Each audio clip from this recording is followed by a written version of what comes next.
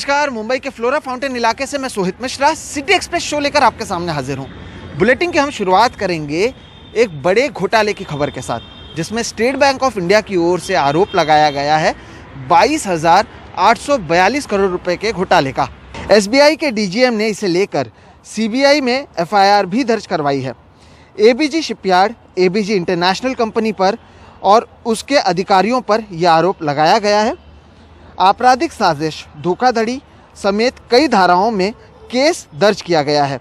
आरोप के मुताबिक इन कंपनियों के अधिकारियों ने एसबीआई, आईसीआईसीआई समेत कई बैंकों को 22,842 करोड़ का चूना लगाया। देखिए, स्टेट बैंक ऑफ इंडिया के डीजीएम ने एक शिकायत दी थी 25 अगस्त 2020 को, और इसमें 28 बैंकों के समूह थे इस शिकायत में, जिसमें कहा गया था कि गुजरात के सूरत की एक कंपनी है एबीजी शिपयार्ड लिमिटेड और एबीजी इंटरनेशनल लिमिटेड, और इसके जो डायरेक्टर्स हैं इन्होंने इन बैंकों से करीब 22,842 करोड़ रुपए लोन लिया है।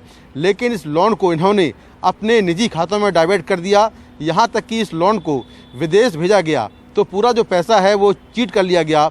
ये अब तक का देश का सबसे बड़ा बैंकिंग फ्रॉड है। इसके पहले हम जानते हैं कि जो नीरव मोदी का घोटाला था, जिसमें करीब 13,000 करोड़ रुपए उन्होंने बैंकों का चीट किया था, उससे बड़ा ये घोटाला है जो अब देश का अब तक का सबसे बड़ा घोटाला है, जिसमें 22,000 करोड़ से ज़्यादा की रकम बैंक से लोन ली गई और बाद में ये पैसा बैंकों को नहीं चुकाया गया। तो इसी कंप्लेंट की सीबीआई पिछले 1.5 साल से जांच कर रही थी, और जांच में ये पाया गया कि जो बैंकों के एलिगेशन हैं, जो उनके आरोप हैं, बिल्कुल ठीक हैं। और उसके बाद सीबीआई ने अब इस मामले में केस दर्ज कर लिया है। जो केस है वो धोखाधड़ी समेत क्रिमिनल ब्रीच ऑफ ट्रस्ट की तमाम धाराओं के तहत दर्ज किया गया है। इसमें जो आरोपी हैं वो एबीजी शिपयार्ड लिमिटेड हैं, उसके डायरेक्टर्स ऋषि कमलेश अग्रवाल, संतानाम सुबोध स्वामी, अश्विनी कुमार, सुशील कुमार अग्रवाल, रवि बिमल निवेतिया, और जो ABG international private limited company है ये भी इसमें आरोपी है।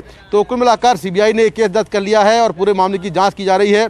लेकिन जैसा कि जो जानकारी मिली है कि ये देश का सबसे बड़ा बैंकिंग फ्रॉड है, जिसमें करीब 23,000 करोड़ रुपए का लोन 28 बैंकों से लिया गया, और ये सारा लोन जो है वो चीट कर लिया गया, उसको अलग अलग खातों में डाइवर्ट कर दिया गया और काफ़ी सारा पैसा विदेशों में भेजा गया है। तो कुल मिलाकर सीबीआई इस पूरे मामले की अब जांच करेगी और जो आरोपी हैं उनको गिरफ्तार करने की कोशिश करेगी।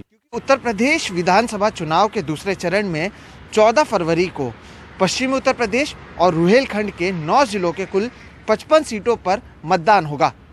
जिन जिलों में चुनाव होने हैं उनमें सहारनपुर, बिजनौर, मुरादाबाद, संभल, अमरोहा, रामपुर, बदायूं, बरेली और शाहजहांपुर शामिल हैं। दूसरे चरण के चुनाव के लिए सुरक्षा के पुख्ता इंतजाम किए जा रहे हैं। 2017 के चुनाव में यहाँ की 38 सीटों पर बीजेपी ने कब्जा किया था। समाजवादी पार्टी को 15 सीटें और कांग्रेस को 2 सीटों पर जीत मिली थी। अर्धसैनिक बलों की 800 कंपनियां तैनात की जाएंगी। उत्तराखंड में विधानसभा चुनाव का प्रचार थम गया है। उत्तराखंड की सभी 70 सीटों पर एक ही चरण में 14 फरवरी को मतदान होगा। प्रचार के आखिरी दिन बीजेपी और कांग्रेस दोनों ने ही पूरी ताकत झोंकी। रुद्रपुर में आज प्रधानमंत्री मोदी ने रैली की, तो वहीं सीएम पुष्कर सिंह धामी के क्षेत्र खटीमा में प्रियंका गांधी ने रैली की। मुरादाबाद की एक 8 किलोमीटर की सड़क पर ऐसी राजनीति हुई है कि इस 8 किलोमीटर की सड़क पर 800 से ज़्यादा गड्ढे मौजूद हैं। यहाँ के लोग परेशान हैं और ये सरकार के गड्ढा मुक्त होने के दावे की पोल खोल रही हैं।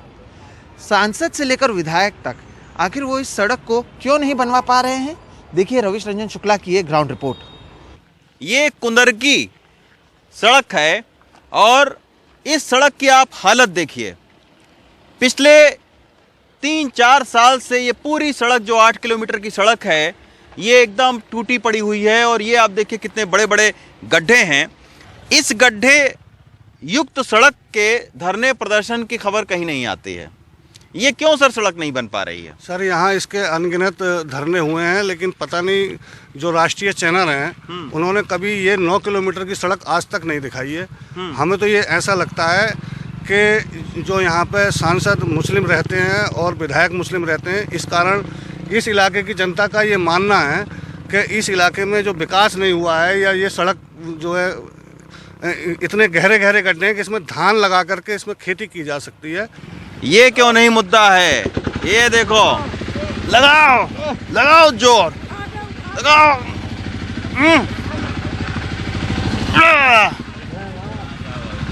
और लोगों को बुलाओ। माता जी, टेम्पो फंस गया। और क्या? तो ये कैसे? अब ये कैसा? ये रोड की वजह है। तो ये हर दिन ऐसे ही आप लोगों को जूझना पड़ता है? बहुत दिनों से है। तो ये क्यों नहीं बन रही है सड़क आखिर? अब क्या पता, वो तो वही जान सकते। अच्छा, हाँ? तो कोई नेता आता है तो नहीं बोलते कि भाई ये सड़क नहीं नेता बनी? को दिखना रहा, बोलने से हमारी कौन सुननी है? नेता को दिखना रहा, दिन रात नेता निकलना है, हम भी निकलना है। नेता लोग तो ठीक है। और उसमें सांसद जी ने एक लेटर लिखा था डीएम साहब को, क्या? के साहब की सड़क जो जल्द से जल्द बनवाई जाए। उसको कोई भी सुनवाई नहीं, कोई भी। बीजेपी की सरकार ने, सपा की सरकार, यहाँ सपा का सांसद था। हाँ। सपा के विधायक जी हैं हमारे यहाँ। हाँ। तो सरकार थी बीजेपी की। हाँ। उन्होंने सुना नहीं, इनने कहा ये मुस्लिम बहुल्य क्षेत्र है। ये तो हर चीज को जो है हिंदू और मुस्लिम से देखती है बीजेपी। ये कब से टूटी हुई है सड़क? ये तो कम से कम हो 10 साल। 10 साल से ऐसे ही है? हाँ, ये ऐसी है 10 साल से। तो क्यों नहीं बन रही है? ये क्या पता ये क्यों नहीं बन रही? बतेरा हमने कंप्लेन कर दिया, बतेरा का एप्लीकेशन दे दिया। यहाँ तो हादसे भी होते होंगे? बहुत हादसे होते हैं। हाँ, विकास बोल रहा है, योगी जी का गड्ढे देख लो क्या है। विकास बोला है। विकास बोला है? विकास बोला है। नहीं तो इस गड्ढे से जब भी बस आती होगी आपकी जी, तो सारे लोग बोलते होंगे कि विकास बोल रहा है। इतनी गाड़ी में आवाज आती होगी बहुत। तो ये तो आप हर रोज चुनौतियों से जूझते होंगे। और बहुत बेवजह परेशानी है। ठंड में मत्थे पे पसीना है। इस सड़क की शुरुआत में एक बोर्ड भी लगा हुआ है जहां लिखा हुआ है कि आपका हार्दिक स्वागत करते हैं, बट उस बोर्ड को पढ़कर आप इस सड़क से कतई मत गुजरिएगा, वरना आपको परेशानी के सिवाय कुछ नहीं मिलेगा।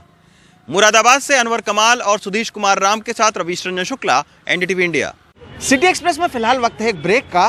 ब्रेक के बाद आपको बताएंगे कि आखिर गुरुग्राम के लोग एक बिल्डर के खिलाफ सीबीआई जांच की मांग क्यों कर रहे हैं।